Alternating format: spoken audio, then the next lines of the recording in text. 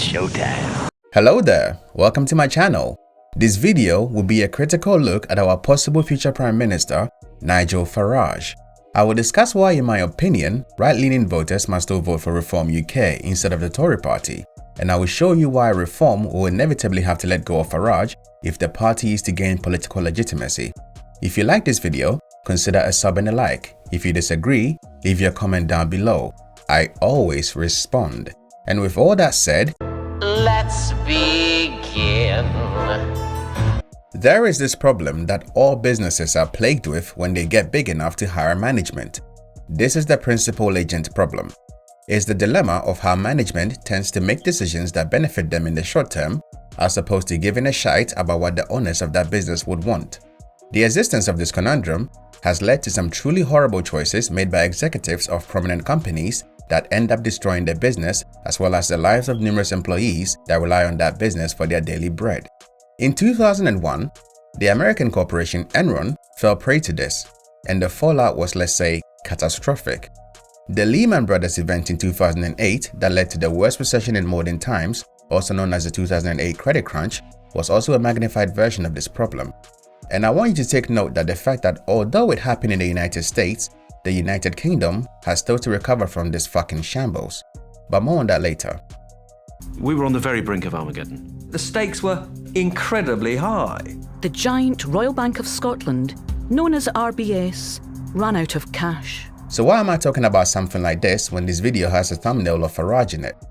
Well, my friends, it's because government is about the business of managing the lives of millions of people in a nation. And right now, a majority of our justifiably angry people, including myself, are about to make a rather radical choice on who manages us in the coming years. But we are also actively deifying one of the very architects that have led this fed-up nation to the brink of desperation. I don't do sugarcoating, so I'll just say this. Nigel Farage is not your friend. And for that matter, neither is any person that presumes themselves a messiah that in their own mind becomes the only person that can save a people or an entire political system. Let's just say that Muad'Dib will not be saving any desert vermin today.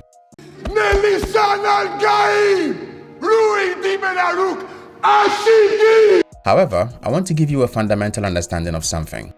It takes numerous people to build something, numerous people to cause it to decay, and the same numerous people to pay heed and fix it.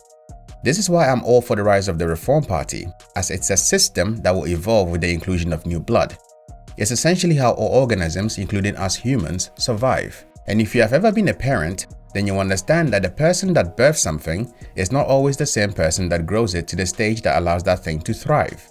And to make a statement on reform, being so-called far right, understand that this is bandwagoning and fear politics, something our topic of conversation is well versed in. Reform's platform is purely conservatism, with all the rough edges that kind of politics entails. Furthermore, the notion that anyone who wants a return to a previous state of a country they knew, even if it seems misguided, and a culture they understood during their formative years being a bigot is equally ridiculous. I come from a place where a Caucasian, Asian, or any other group for that matter, even if they are born and raised there, would never be allowed to take any role in governance. But that has never been what I've seen in Western democracies. It's all about perspective. But I also want you to understand what a politician is. And in short, a politician is a person that plays the part of a clown in a pantomime show. This never changes whether they are considered serious or down to earth. Every action, statement, and mannerism is all an act. This is why Rees-Mogg wears a suit belonging to the 18th century and Theresa May dances on stage like she's having a stroke. It's about standing out among a sea of sameness and dullards and building likability and affinity with the people whose vote you want. Now let's cut to the quick. So who exactly is Nigel Farage? Well then, let me tell you. Nigel Farage is a man who has mostly gone through life enjoying the benefits of white-collar jobs such as being a city trader. Generations of my family worked here in the City of London, including me, in the metals business. A politician and a certified businessman. Being privately educated and connected has allowed him to network with other prominent men with all the money in the world. I want you to file this description away as it will be very relevant later in this very video. If you have watched or read any news on the mainstream media about him, their favorite and much parroted line is him being a racist or some sort of bigot. But truth be told, Farage is none of these things.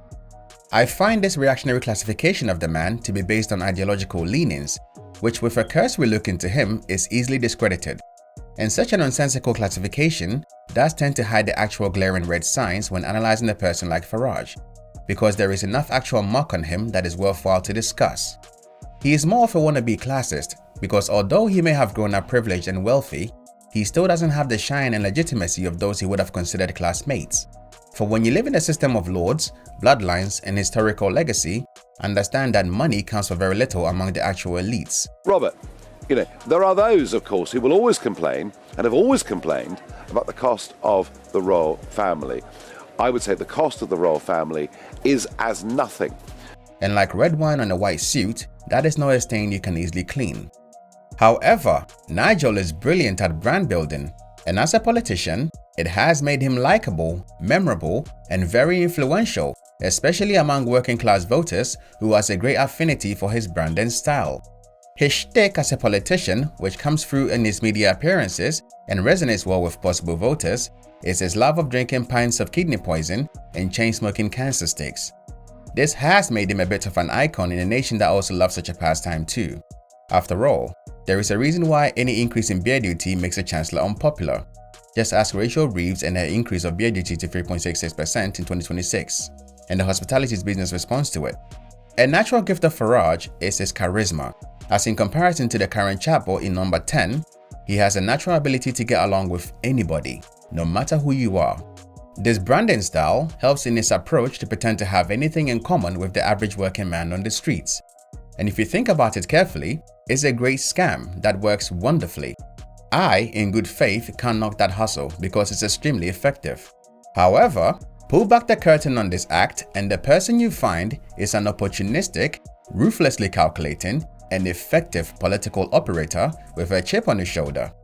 Mostly about how his perceived betters in his first love, the Tory party, never considered him as a contender. And once that sort of resentment fuel is put inside an ego engine like Farage, then you have yourself the makings of a disruptor. And make no mistake that Farage is a disruptor, and the kind of wrecking ball you need when your goal is to demolish a hideous wall called centrist politics, which has long stopped being useful to anyone. Zach Polanski is also the same, and you can see what he has done with the Green Party as of late. But we get ahead of ourselves. Like a New York City policeman, Nigel Farage bleeds blue and was a member of the Conservative Party from 1978 till 1992. This is his actual political leaning, and why I mentioned at the start of this video that reform is purely conservatism, but strictly in the vein of Enoch Powell's era, along with the policies to match it: low taxes, less migration, smaller government, tough on crime, and everything else that applies. Everything. But the key difference between Farage and Powell is that of principles. Whereas Enoch Powell had an unchanging principle which ended up costing him everything, Farage is strictly opportunistic. Just ask the fans of Tommy Robinson, who gave Reform UK its fire and growth, only to watch as Farage disowned him when it was politically expedient. Nigel Farage is a snake. Yeah, 100%. Yeah, reform's definitely not the way to go. I don't think he has the Englishman's interests at heart at all. And make no mistake that this is something that will be done in the future again. During his time with the Tory party, his inability to make any headway, mostly due to his peers not taking him seriously, led him to don the purple robes of UKIP by becoming one of its founding members in 1993. This was after quitting the Conservative Party in 1992, using then Prime Minister John Major's signing of the Maastricht Treaty as a reason. This is the one point of consistency I will give Farage. He has always been an Eurosceptic, and this is a point I tend to hold as well, so I will explain the reason to you. I am a huge fan of the original EEC, or the European Economic Community. It was a promise of peace among the major powers of Europe after the devastation of World War I and World War II in the name of empire. It was a customs union that was set up to foster intertrading among the original members. The goal was simply this: if you are making money together, you don't want to mess that arrangement up. This means everybody gets rich and grows together. This fosters dependency and cooperation, which you would find is a good thing. And as you can see, it worked. There wasn't a major war in Europe for a while, which allowed our standard of living to rise. But I will pull up my cross and throw my holy water on what it has become as the current EU, which is an overly bureaucratic entity hell-bent on running the lives of all European citizens without much input from the very citizens that it intends to govern. Essentially an unimpeachable and unaccountable government by technocrats. And I am one of those who was never a fan of unchecked power, because every cage built will eventually require an occupant. And I also want my leaders to be accountable to me and have my well-being in mind, hence why I am a believer in a truly democratic process. Welcome to slavery. No thanks. But I'm also of the belief that before you drop a nuke, you must ensure that you have built a bunker that you can withstand with and hopefully have some food so you don't starve to death. But considering how the Maastricht Treaty has been used so far, I'm not surprised why most European leaders are unpopular. Let's for example consider the case of the Greek economy. In 2008, after the financial crisis, the EU would plunge the Greek economy into austerity measures using the fiscal policy provision of the treaty. Greece had adopted the euro as their currency since January 2001. This led to a 25% GDP contraction in Greece and caused youth unemployment to rise by over 50%.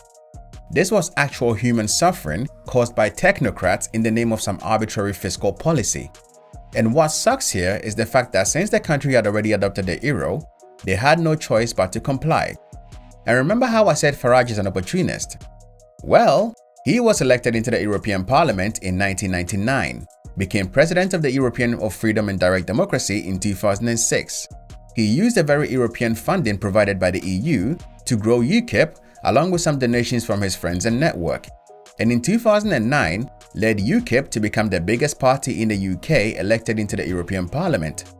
Farage understands the politics of fear and outrage, and using the boogeyman of the Muslim invasion of Europe if Turkey ever joined the EU, along with the very real tragedy of the Greek debt crisis, Farage's UKIP will sweep the 2014 European Parliament elections, which was an event that would put pressure on David Cameron, who was already unpopular with his deputy Nick Clegg, to consider the European question seriously.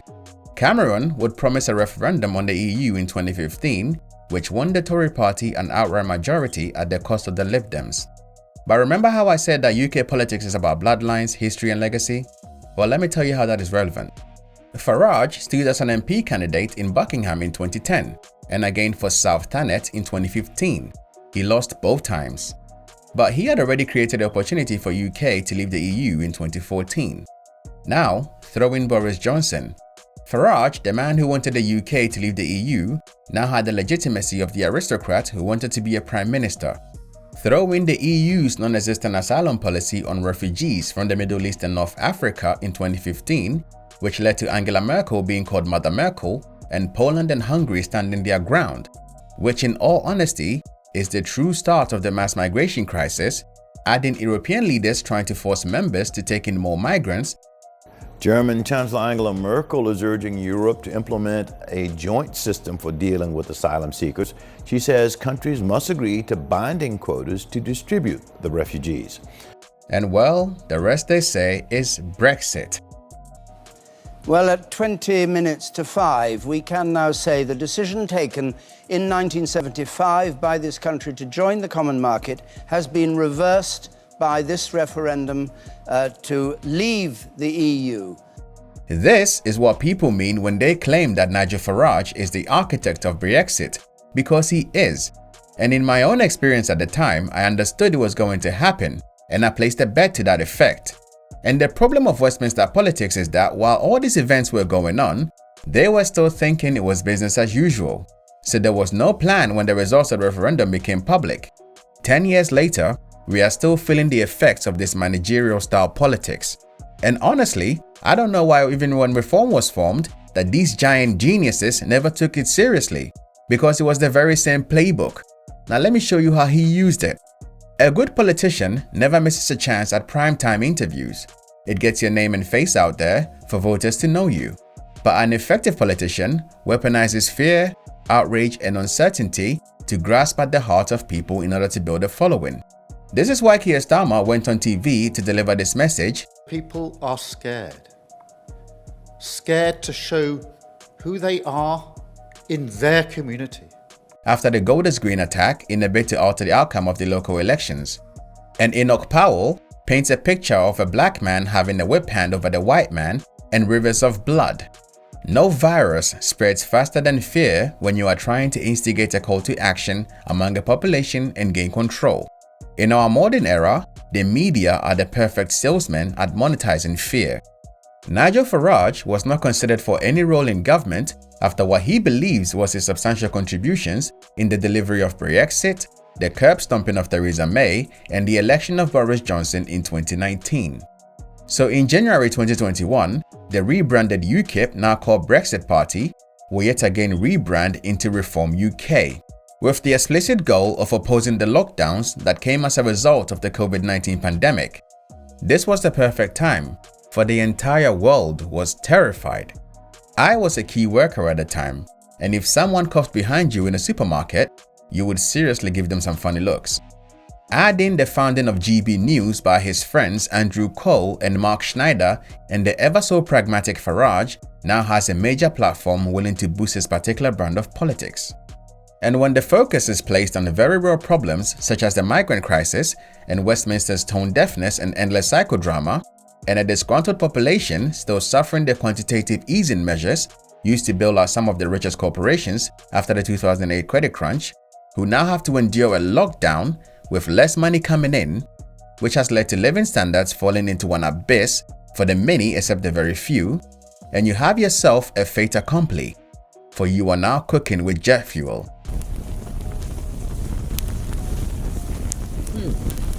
This is fine.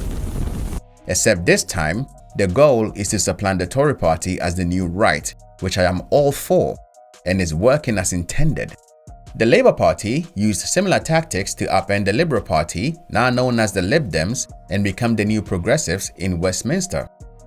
After all, you lose it how you got it. This has always been the case when it comes to major shifts in politics, and why I will always tell you not to buy into the nonsense of the all-out chaos if reform wins the general election. This is the only way to see actual changes in your life. Capital also tends to follow where political winds blow, and the many large donations to reform and Nigel Farage himself is a natural outcome of this trend. Farage is an opportunist that won't hesitate to wear his beak on a truckload of money being pushed his way, hence why you have headlines of undeclared donations. Like I said, it's a beautiful scam. And after the local elections, this trend will increase. But more money, more problems. So Mr. Farage, step into the spotlight. To draw the conclusion of this video, I would still say to right-leaning voters to vote for reform, because the alternative being offered by Rupert how low can you go? The quintessential dollar store Farage and the current Tory party is a joke, and I will explain why. I am still of the opinion that a deterrence to MPs not serving the interests of their constituents is to make sure that they are never comfortable. Competition creates massive anxiety for these people. Just look at Keir after the local election. So I say this, the more competition, the better. In business as in politics, an oligopoly will always take their piss by the simple fact that you, the customer, don't have an option, which makes you weak. There was a time in the UK when the companies like Sainsbury's, Tesco's and Morrison's could pretty much set prices on a whim to maximize profit. But since the advent of Lidl and Aldi, you, watching this right now, have an alternative to shop from if you don't like the price. This is why these supermarkets are now price matching in an effort to get your business. Also, consider the case of Worcester City Council. When Reform Party showed that they were not up to doing the job, there has been a union of all other political parties who have put aside petty politics in order to effectively do their job. What the fuck? This alone should stand as testament to the power of introducing competition. So always vote pragmatically for your own interest. But there is also a real danger facing reform hopefuls, which I will discuss in my next video. So if you do want to know, then sub and like this video. Shameless plug, I know, but voters also need the right knowledge so they can keep their powder dry and not get complacent. Knowledge! The final word on Nigel Farage is this. While he may be the face of reform right now, I hope I have shown you enough to understand why I am certain this won't last forever. And you shouldn't want that either if reform is to be an effective political party in Westminster. A personality can build a brand, but that same personality can be poison to that brand when it needs to mature into something better. I have no doubt that most of the statements he has made to people in regards to insults on their backgrounds and ethnicity while he was a kid or a young man is in fact true, but take it with the caveat that you are only learning about it due to politically minded reasons. Politics is a dirty business, and there is no man without sin. Take off enough people, and even the consistency of your childhood turds will be dug up. But a true leader should be chosen based on disposition, as well as a clear ability to lead. And winning an election is only the beginning for the work that has to be done for the well-being of the people. And trust me, I hate to agree with Kemi Badenoch on this, but Winning is easy, governing is harder. And with the inclusion of so many former Tory party members into his circle, like Robert Jenrick, Suella Braverman, and Nadeem Zahawi, his head should be permanently set on a swivel. But since I'm a betting man, my money is on his closest aide, Zia Yusuf. And the reason is simple. It washes away the stink of the far right the party has been tainted with since it started gaining traction. Keep in mind that during the death of Julius Caesar, the blade he never saw coming was that from Brutus. But time will tell. Thank you for your time, and as always, till next time, friends.